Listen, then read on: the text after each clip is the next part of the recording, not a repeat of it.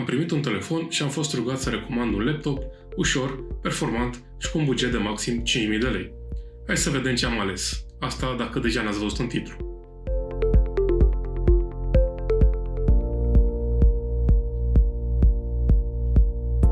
Mi-ar fi plăcut să fie disponibil vreun ThinkPad sau poate un Surface Laptop în acest buget. Din păcate, la noi nu există nimic momentan, așa că am găsit acest Dell Vostro 5490 cu o configurație destul de ok. Este echipat cu un procesor i7 din generația 10, deci quad-core, 16 GB de RAM, două plăcuțe de 8 GB, un SSD NVMe de 512 GB, un ecran Full HD mat, ceea ce este un plus, totul la o greutate de 1,49 kg. Mai are și o placă video dedicată, un GeForce MX 520 cu 2 GB, care aduce puțină performanță în plus pe partea de video, în cazul în care avem nevoie de procesare video sau foto. Pe partea de conectivitate stă destul de bine. Avem un cititor de carduri, care este microSD, avem o mufă de căști și microfon, avem un port USB 2.0, avem porturi full size de data asta pentru HDMI și RJ45 pentru rețea.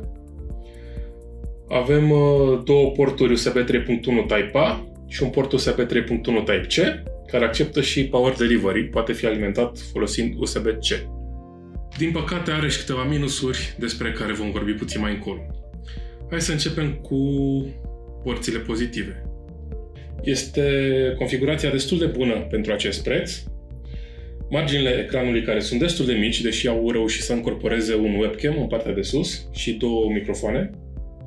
Ecranul care este mat și Full HD.